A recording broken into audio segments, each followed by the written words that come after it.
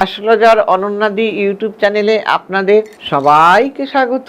আজকে বলবো যে দেখুন, আমরা তো অনেক কিছুই কেনাকাটা করি, আমরা জানি না যে এমন কিছু জিনিস আছে যে কিনলে পরেই আমাদের জীবনে ঘোর অন্ধকার নেমে আসবে, দুর্ভাগ্য আনবে, আমাদের গৃহে দুর্ভাগ্যকে আমরা বয়ে নিয়ে আসবো। তাহলে কোন 5টি জিনিস আমরা সন্ধ্যেবেলায় কিনবো না, যাতে আমাদের বাস্তুতে দোষ হবে? সেটা হলো, দেখুন, আমরা সর্ষের তেল কিনি, কিন্তু এই সর্ষের তেল কখনোই আমরা কিন্তু সন্ধ্যেবেলায় কিনবো না। এই সন্ধ্যেবেলায় যদি সর্ষের তেল কিনি তাহলে শনির রোষে আমাদের পড়তে হবে, আর এই শনির রোষে পড়লে কি হবে? আমাদের সংসারে অশান্তি, সমস্ত কাজে বাধা নেমে আসবে এবং আমরা গৃহে অশান্তি হবে, শনিদেবের রোষেও আমাদের পড়ে যেতে হবে। কাজেই এই সর্ষের তেল সন্ধ্যেবেলা আমরা কিনবো না।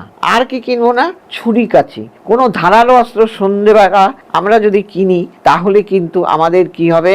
আমাদের নিশ্চিত রূপে সম্পর্কের অবনতি ঘটে যাবে। আমরা অজান্তেই কিন্তু দেখুন আমাদের সম্পর্কের অবনতি ঘটিয়ে ফেলবো যদি কিনা আমরা এই ছুরি কাঁচি কিনি। অতএব এটা আমরা কিনবো না। নুন, শাস্ত্রমতে নুনকে মা লক্ষ্মীর প্রতীক হিসাবে গণ্য করা হয়। শাস্ত্রমতে নুনকে মা লক্ষ্মীর প্রতীক হিসাবে গণ্য করা হয়। তাই সন্ধ্যের পর বাড়িতে যদি নুন কিনে নিয়ে আসি তাহলে আমাদের সংসারে সমৃদ্ধি কমে যেতে পারে, ঋণের বোঝা আমাদের বেড়ে যাবে। তাহলে কখনোই আমরা নুন কিনবো না। আমাদের সংসারে নুন কিনলে পরে আমরা পুণ্য অর্জন করতে পারবো না এবং ঋণের বোঝা বেড়ে যাবে। কাজেই আমরা নুনটা সন্ধ্যেবেলা কিনবো না।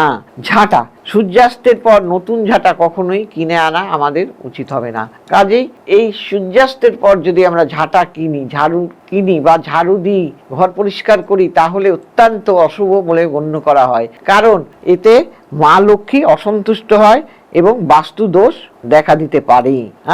আবার যদি দুধ এবং দই, এই দুধ দই যদি আমরা সন্ধ্যেবেলা কিনি তাহলে কি হবে?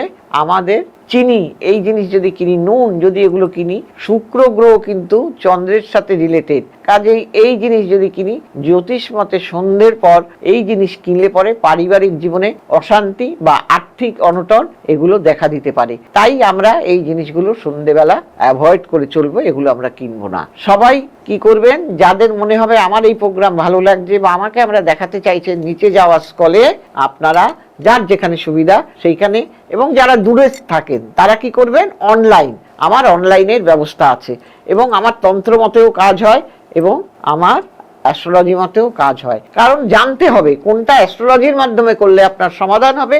কিছু কাজ আছে যেটা তন্ত্র মতে না কাজ করলে কখনোই সমাধান করা সম্ভব নয়। যদি দেখা যায় আপনার কাউকে বিদ্বেষ করতে হবে, কারোর সঙ্গে কারোর খারাপ সম্পর্ক তৃতীয় ব্যক্তির জন্য কেটে যাচ্ছে, সেটাকে আমাকে কাটিয়ে দিতে হবে, তখন যদি আমি জ্যোতিষী মতে কাজ করি কখনোই সম্ভব নয়। সেটা তন্ত্র মতে করতে হবে, সম্পর্কের জায়গাটা করতে হবে।